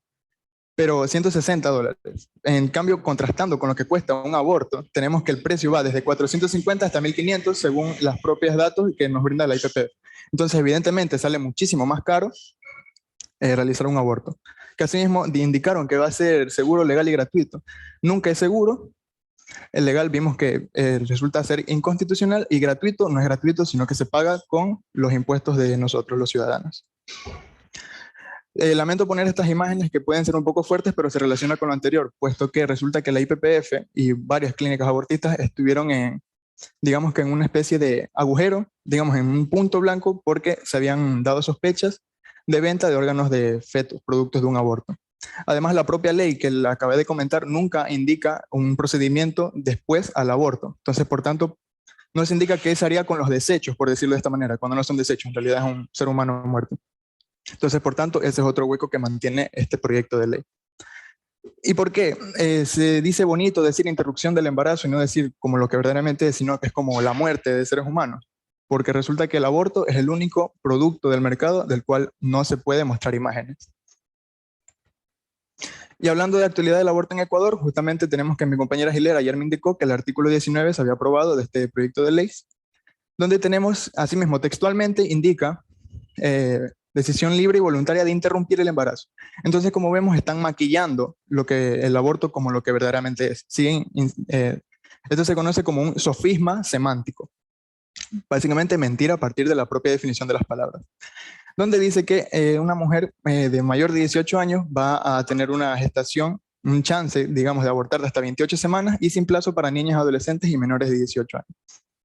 Y simplemente relacionando con embriología, el embrión de 4 semanas, el corazón empieza a latir, a las 5 semanas empiezan a formarse los ojos, y sin más, para no alargar más, en la semana 8 el rostro empieza a tener una fisiología humana, digamos. Entonces, para que veamos nomás, en la semana 27, lo desarrollado que se encuentra el ser humano. Entonces, por tanto, claro, hablar de simplemente aborto sin ver lo que verdaderamente estamos matando duele menos, ¿verdad? Sin embargo, aquí como que pesa un poquito más la conciencia. Y para terminar, así mismo como con la parte política, que también mencionó mi compañera Giler, tenemos que la Corte Constitucional del Ecuador acabó de redactar, bueno, no acabó, sino que redactó textualmente, indicando que, asimismo, como yo les había indicado, que en el artículo 45 de la Constitución se consagra la protección desde la concepción, que es una disposición clara que no admite interpretación. ¿Por qué? Porque los aspectos biológicos, la ciencia más actual ha determinado que la concepción, que la vida humana empieza desde la concepción. ¿Y por qué digo eso? Pues simplemente por aspectos de biología y de embriología. El momento de la concepción, el cigoto va a contar con 46 cromosomas, que esto va a relacionarse con el cariotipo genético humano. Entonces, por tanto, desde ahí empieza una vida humana, donde el cigoto va a tener un ADN propio, único e irrepetible, distinto al del padre y de la madre. No es que es un ser humano en potencia, al contrario, es un ser humano con gran potencial, dispuesto en sus propios genes, los cuales nos va a indicar desde su concepción factores como sexo, tendencia a la obesidad, color de pelo, color de ojos, etc. Y para culminar, tenemos también que se indica que ese ser indefenso e inocente ya está en gestación, no tiene culpa alguna, y por ello la despenalización del aborto le impone una pena capital en un estado que no permite pena capital a un ser que no ha cometido delito alguno. Por tanto, la despenalización del aborto es inconstitucional, además de que no resuelve la problemática que dice tratar esta ley, que viene a ser la violación, porque como indiqué, un aborto no desviola. Me pregunto si está mi compañero Wellington, que le toque esta parte, o si no, para poder darla yo. Sí, sí se encuentra.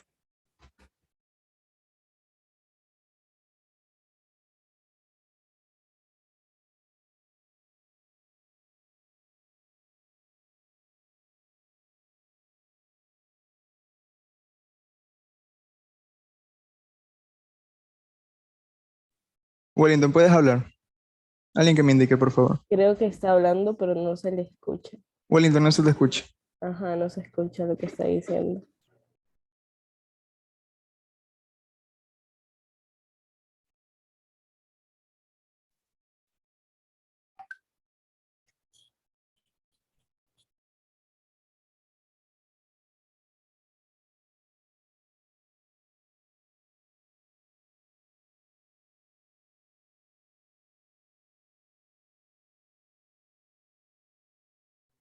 Bueno, mientras esperamos la intervención de nuestro compañero Wellington, vamos a seguir ahora, mientras tanto, con la ponencia en contra de nuestro compañero Josué. Bueno, en mi caso yo les voy a hablar sobre lo que viene siendo el aborto y la relación que tiene este con la mortalidad materna y cómo este va a dañar la salud de las mujeres. Aquí se toma en referencia a ciertos especialistas provenientes de ciertas partes del mundo, donde afirmaron que el aborto no es necesario para promover la salud de las mujeres, ya que en realidad lo va a perjudicar. Entre ellos tenemos a la doctora Donna J. Harrison, directora de la investigación de Asociación Estadounidense de Obstetras y Ginecólogas, donde ella citó que los verdaderos cuidados médicos disminuyen la tasa de mortalidad materna, mientras que lo que viene siendo el aborto no lo va a realizar. De ahí también otro de los especialistas es el doctor Elar Koch, del Centro de Medicina Embrionaria y Salud Materna en Chile, donde relacionó ciertos datos que habían tenido la relación de la legalización del aborto, en cualquiera de los casos, con un aumento de la mortalidad materna. También expuso que una de las medidas que hay que tener en cuenta es que se debe promover es que las mujeres tengan acceso a centros higiénicos de salud con un personal altamente calificado, en vez del aborto como una alternativa que solo va a perjudicar la salud de la mujer. Y por último, el otro especialista que quiero dar a mencionar fue el doctor Eugen de Faoite, que es miembro de la Junta de la Comisión de Excelencia en la Salud Materna de Irlanda. Este dio a conocer que Irlanda tiene uno de los índices de mortalidad materna más bajos en todos los países occidentales, a comparación de estos países occidentales que han legalizado el aborto. Sí, han legalizado el aborto. Además, citó varios estudios que afirman que no hay datos que sugieran que el aborto disminuye la mortalidad materna. Y aquí también quiero dar a exponer es el caso de Nicaragua, donde, como ya lo había mencionado en las citas anteriores, cómo es la relación que tiene el índice de la mortalidad materna con la legalización de del aborto. Y es por las cifras que ha expuesto desde el 2013 el Ministerio de Salud de Nicaragua, donde indicó que en el caso del 2005 la tasa de muertes de mujeres era del 86,47 por cada 100.000 nacidos vivos, mientras que en el 2012 esta cifra se vio en reducción con un 12,6 muertes a diferencia por cada 100.000 nacidos. Ese sería todo mi argumento. Bueno, ahora para culminar con las ponencias en contra del tema, por último tenemos la intervención de nuestro compañero Wellington.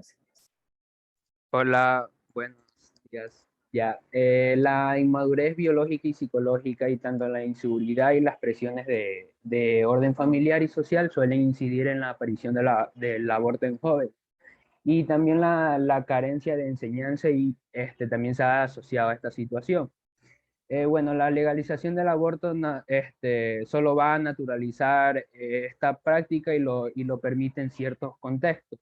Y entre las secuelas biológicas del aborto se incluyen hemorragias, infecciones, dolor pélvico, crónico e infertilidad. Y entre las psicológicas va a ocurrir que va a haber baja autoestima, ansiedad, irritabilidad y depresión. Y entre los factores sociales va a haber aislamiento, estigmación y pérdida del rol previo.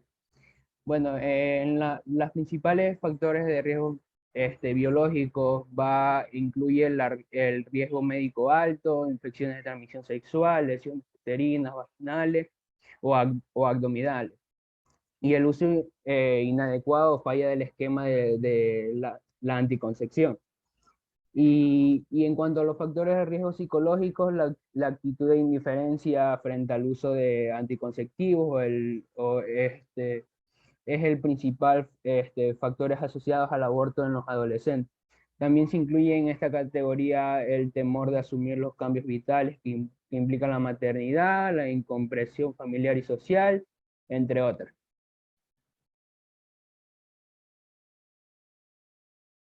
Bueno, una vez escuchada cada una de las intervenciones de nuestros compañeros, ahora vamos a dar paso a lo que son las preguntas. Vamos a iniciar con las preguntas realizadas por Steven Tonguino hacia las personas que estaban a favor de lo expuesto.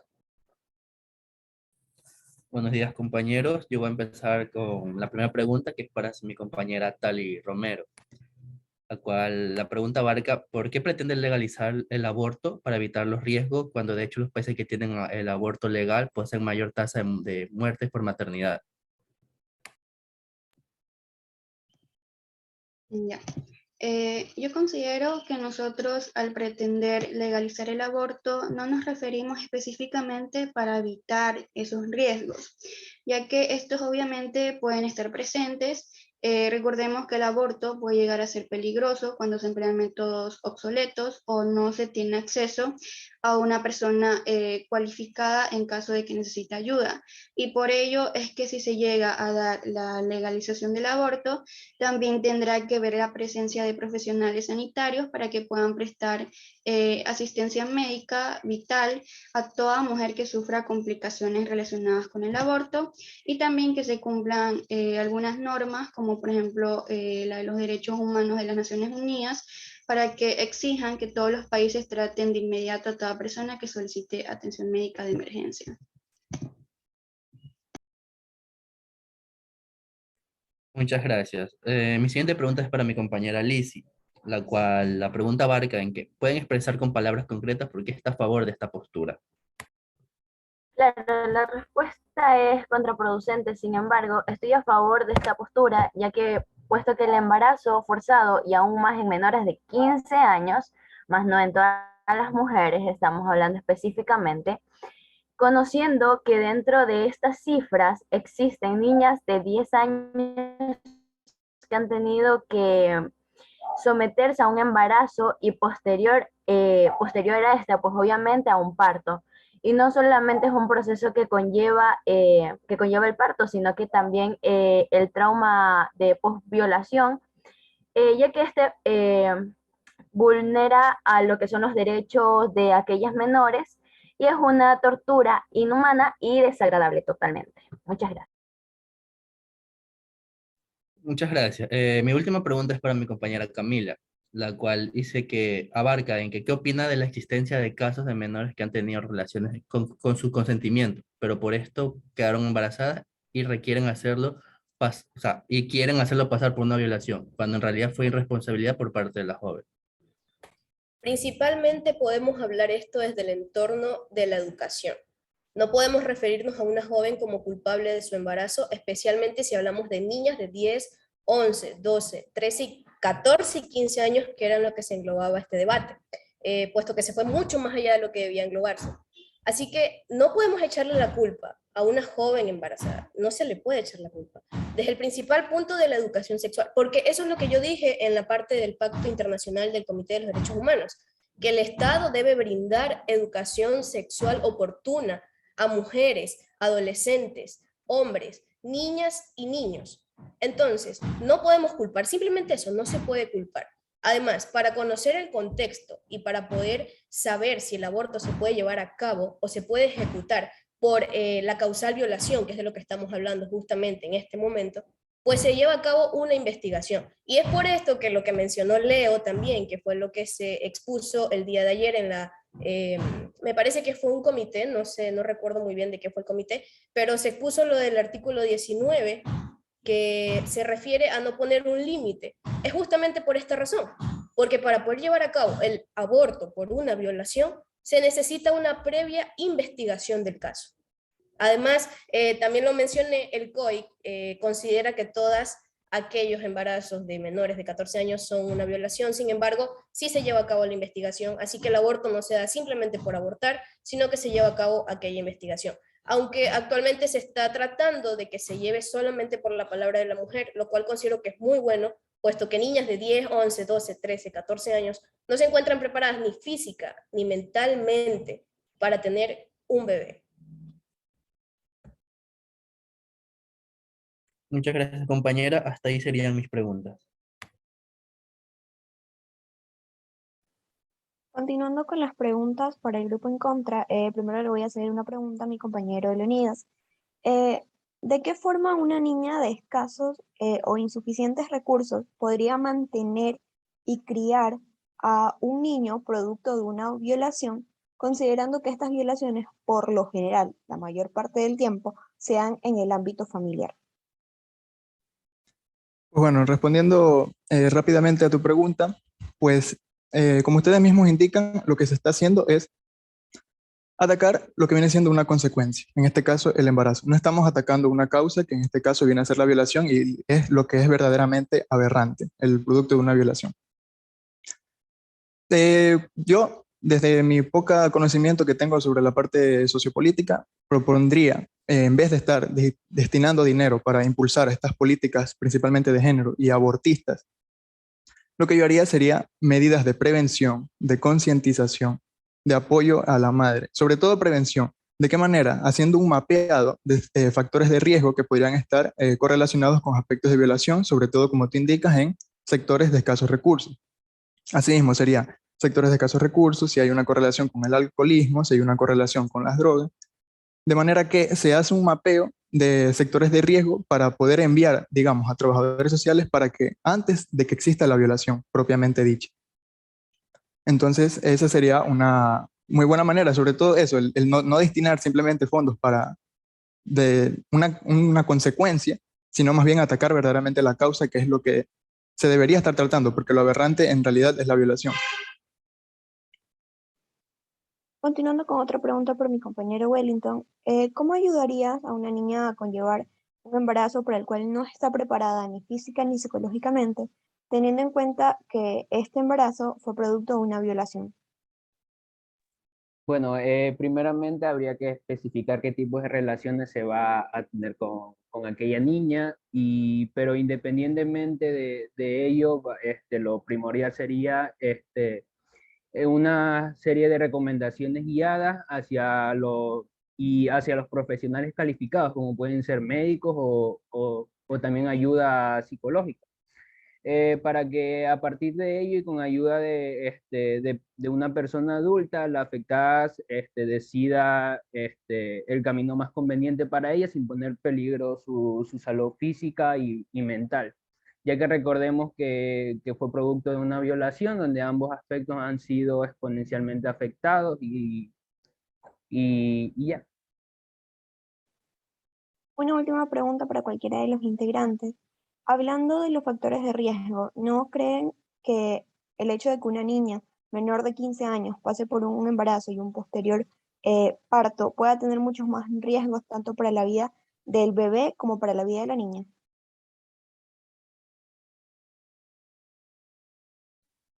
Pues yo considero que dependería del caso en concreto. ¿Por qué? Porque también resulta que estaban diciendo que la compañera Lizzie, si mal no me recuerdo, decía que el embarazo era que el embarazo en el caso de una niña era un tanto, digamos, exagerado, muy, digamos que no cabía lugar. Sin embargo, esto resulta ser falso, porque resulta que el embarazo en realidad es un proceso fisiológico normal. En todo caso, lo que vendría a ser un proceso antinatural vendría a ser el aborto propiamente dicho. Entonces, en el caso de que el bebé pueda sufrir algunas consecuencias, pues sí.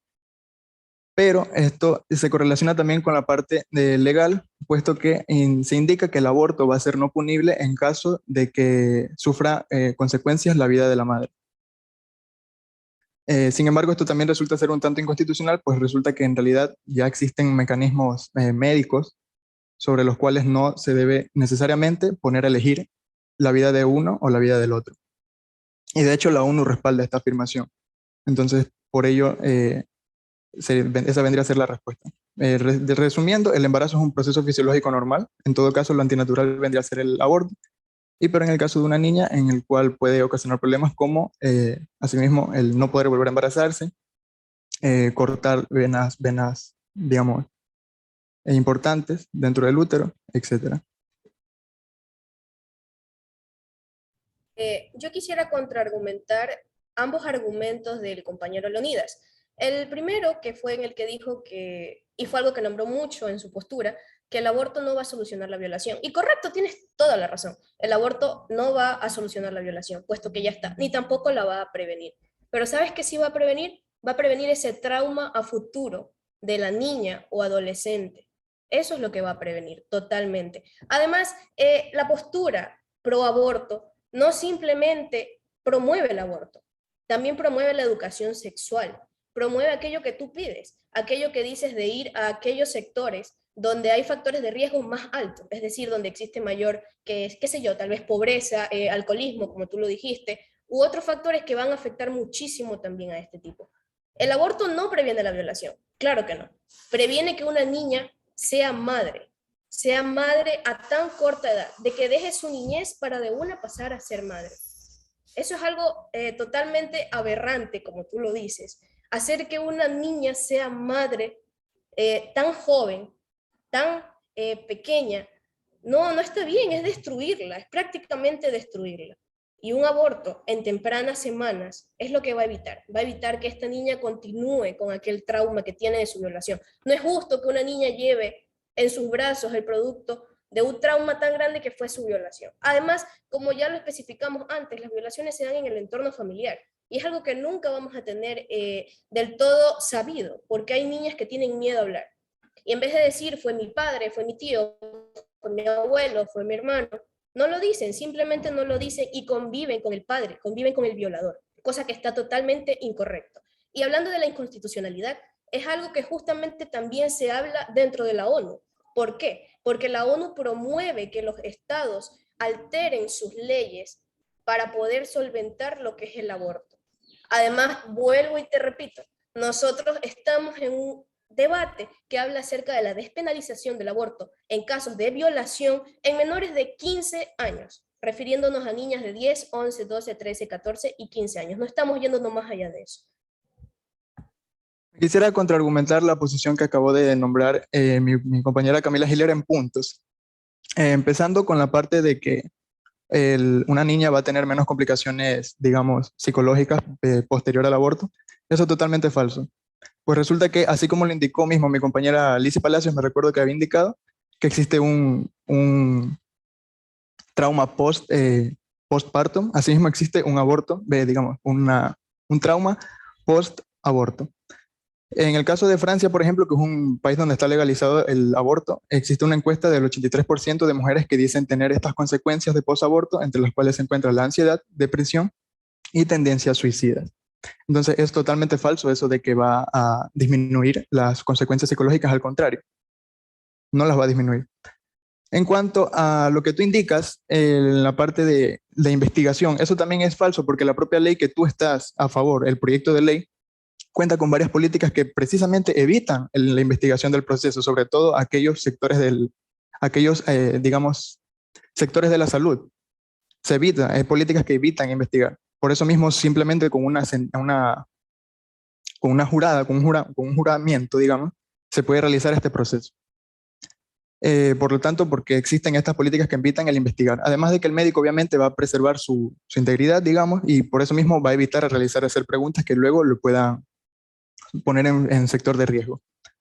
Y en cuanto a lo del tener en sus brazos un niño, pues sí, es verdaderamente aberrante, pero como te digo, no estamos solucionando la causa de la violación y sí tiene totalmente todo lo que ver con lo que te he indicado, puesto que sí, la ONU precisamente, y si me permites compartir pantalla, sí, precisamente la ONU, para que te des cuenta que esto no es de ahorita, sino que es desde mucho tiempo, indica precisamente cosas que tú dices. Aquí dice: en la Conferencia Internacional sobre la Población y el Desarrollo en el Cairo en el septiembre de 1994, la ONU generó un informe donde se observa los siguientes puntos acordados. Específicamente te voy a poner donde textualmente indica: los países deberían adoptar medidas para satisfacer las necesidades de planificación de familia, que esto de aquí más adelante se explica, pero bueno, por factores de tiempo no me extenderé mucho. En todo caso, para el año 2015. El año 2015 ya pasó. Y deberían tratar de proporcionar acceso universal a una gama completa de métodos seguros y fiables de planificación a la familia, entre los cuales este de aquí Tú te preguntarás, ¿cuáles son esos métodos de planificación de familia? Se indican aquí y al final se indica interrupción del embarazo. Entonces, legalizar estas planificaciones de desarrollo de familia es también legalizar el aborto. Y asimismo, disfrazado, interrupción del embarazo, no como lo que realmente es, sino que es un asesinato. Y al final cuenta, métodos seguros y fiables de planificación de la familia y a servicios conexos de salud y reproductiva que no estén legalmente permitidos. ¿Qué quiere decir esto? No me importa tu soberanía, no me importa tu constitución, no me importa tu derecho propio, no me importa tu democracia.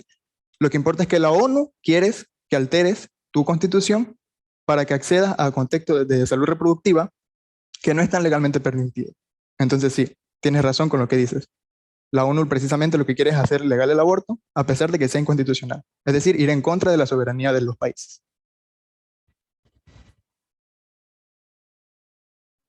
Bueno, muchas gracias. Hemos acabado con la intervención de cada uno de nuestros compañeros. Como podemos concluir, el tema del aborto es un tema muy complicado a tratar. Por ende, deben tener respuestas correctas que estén fundamentadas con una base y se debe tratar minuciosamente para evitar conflictos, debido a que hoy en día a la libertad que existe hay diferentes puntos de vista y no se tienen muchas veces los que son los cuidados necesarios, y respecto a la atención médica en ciertas circunstancias no es garantizada en un total. Y bueno, pues gracias a todos por los presentes, por escuchar nuestra intervención, y bueno, estamos acabados. Gracias. Bueno, muy bien, muchas gracias al último grupo, esperando que este debate en los 3 últimos temas